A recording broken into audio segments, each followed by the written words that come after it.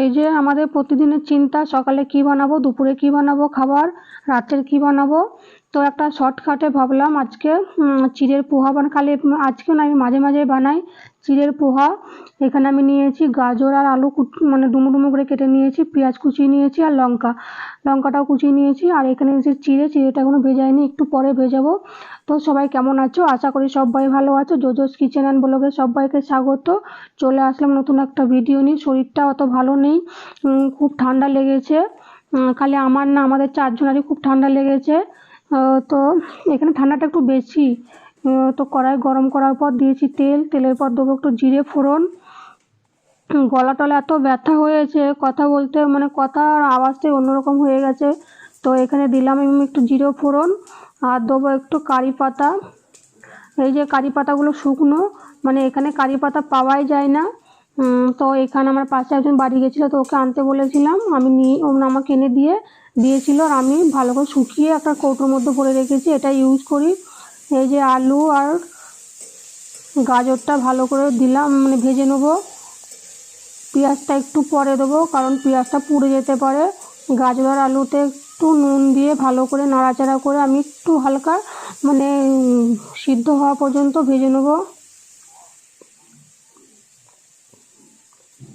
এই যে নুন দিলাম, নুন দেওয়ার পর ভালো করে নেড়ে চেড়ে ভেজে নেবো একটু লাল লাল করে। এখন অল্প সিদ্ধ হবে, তারপর দেবো পেঁয়াজ আর লঙ্কা কুচি দিয়ে আরও একটু ভালো করে লাল লাল করে আমি ভেজে নেবো। পোহাটা আমার আগে ভালো লাগতো না, তো আমার বর আগে মেখে খেত, তো বলতো পোহা বানিয়েছে। জিজ্ঞাসা করতাম যে কী বানিয়েছে, বলতো পোহা বানিয়েছে, এই বানিয়েছে সেই বানিয়েছে। তো পোহাটা আমি আগে জানতাম না কেমন হয়, তো আমার বর আমাকে একদিন বানিয়ে খাইয়েছিল। তো তারপর থেকে মোটামুটি আমি এখন সপ্তাহে 2-3 দিন বানাই। খুব সোজা, আমার মেয়ের টিফিনেও দিই আমি এইটা। অল্প টাইমের মধ্যে হয়ে যায়, খেতেও ভালো লাগে। আর দিলাম একটু হলদিটা একটু বেশি দিয়েছি, যাতে চিড়ের মধ্যে আমাকে হলুদটা না দিতে হয়। এই যে দেখতে পাচ্ছ হলুদটা অনেকটাই বেশি আছে। আমার মেয়েরও ওই পোহাটা খেতে খুব পছন্দ করে, কিন্তু ছোটো মেয়ে খায় না। আমার বড়েরও পছন্দ, আমারও খুব মানে মোটামুটি ভালোই লাগে। প্রথম অত ভালো লাগতো না, কিন্তু এখন ভালো লাগে। চাটা দিয়ে খায়, চানাচুর দিয়ে, বেশ ভালো লাগে। আর চিড়েটা আমি একটু ভিজিয়ে রেখে দিয়েছিলাম 10-5 মিনিটের মতো।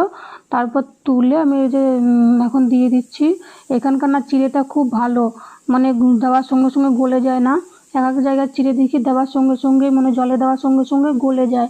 আর আমি এটা 5 মিনিট না 7 মিনিটের মতো দিয়েছিলাম জলের মধ্যে, তারপর তুলেছি, তাও দেখো এখন পুরো ঝরঝরে আছে। এখানকার চিড়েটা সত্যি খুব ভালো, আমার খুব ভালো লাগে। তো এই যে চিড়েটা দেওয়ার পর ভালো করে নাড়াচাড়া করে নিচ্ছি। দেখো আমি হলুদটা একটু বেশি দিয়েছিলাম, যাতে আমাকে এখন আর না দিতে হয় হলুদ। ভালো করে একটু নাড়াচাড়া করবো, দেখবো আর একটু ঝরঝরে হয়ে যাবে। মানে চিড়েগুলো হচ্ছে গলে একদম কাদা কাদা হয়ে যায়নি। আর একটু মানে যদি না ভেজে চিড়েটা কিন্তু মানে টাইট চিমড়ে টাইপের লাগে। একটু মানে এরকম গলে গেলে ভালো হয়। ওর জন্য যখন দোকান থেকে চিড়ে কিনবে তখন একটু মানে দেখবে চিড়েগুলো যেন একটু টাইট হয় বা একটু মানে হালকা একটু মোটা হয়। এক জায়গায় চিড়ে কী হয়, পুরো সেই থাবড়া থাবড়া হয়, বড় বড় একটু, কিন্তু জলে দেওয়ার সঙ্গে সঙ্গে গলে যায়। আমি এখানে দিলাম চিনি, অনেকে চিনি দেয় না, কিন্তু আমি চিনিটা দিই। চিনিটা দিলে বেশ খেতে ভালো লাগে, একটু মিষ্টি মিষ্টি লাগে। আর দেবো একটু নুন। আমি কিন্তু এর আগে অল্প, যখন ওই গাজরটা ভাজি অল্প নুন দিয়েছিলাম, এখন একটু পরিমাণ মতো দিলাম নুন, তখনকার থেকে একটু বেশি দিলাম। নুন চিনি দেওয়ার পর ভালো করে আমি নাড়াচাড়া করে নিচ্ছি। দেখো চিড়েটা কত সুন্দর ঝরঝরে হয়ে গেছে। বেশি টাইম লাগে না, 4-5 মিনিটের মধ্যে হয়ে যায়। এই যে আমার হয়ে গেছে চিড়ে পোহা। আমি এখন খাবো, তার জন্য উপর দিয়ে একটু নারকেল কুচিয়ে নিলাম। নারকেলটা কিন্তু একদম কচি, সেই পাকা নারকেল নয়, একদম কচি, মানে ডাব থেকে জাস্ট একটু টাইট হয়ে যায়। আর দিলাম একটু চানাচুর। এরকম করে খেতে কিন্তু খুব ভালো লাগে, টাইমটাও খুব কম হয়। এই যে নিলাম একটু চা। তো আমার ভিডিওটা যদি ভালো লাগে লাইক দেবে, সাবস্ক্রাইব করার অনুরোধ রইল। ফিরবো অন্য কোনো একটা ভিডিও নিয়ে, ততক্ষণে সবাইকে বাই। সবাই ভালো থাকবে, টাটা। প্লিজ সাপোর্ট করো আমাকে।